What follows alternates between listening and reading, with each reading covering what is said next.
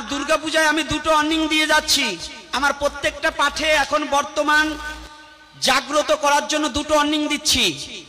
যে মায়েরা নতুন পোশাক বানাবেন, বিবাহিত এবং অবিবাহিত মায়েরা, এমন কোন পোশাক তৈরি করবেন না আপনার অঙ্গভঙ্গি দর্শন করে ভিন্ন ধর্মের লোক আপনার প্রতি কটূক্তি করুক।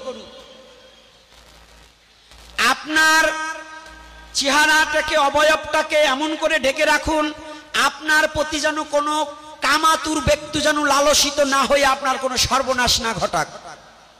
এই ভাগবতের চেয়ে বড় ভাগবত হচ্ছে আপনার চরিত্রটাকে সংশোধন করা। আপনারা যারা আসছেন মায়েদের চরণে হাত রেখে মায়েদের প্রতি শ্রদ্ধা রেখে বলছি, পিঠ বাইর করা ব্লাউজ কেউ তৈরি করবেন না। পিঠ বাইর করা ব্লাউজ যারা পরে যাবেন তাদের যদি অকারণ ঘটনা ঘটে এজন্য কোনো ধর্ম, কোনো মানুষ দায়ী নয়।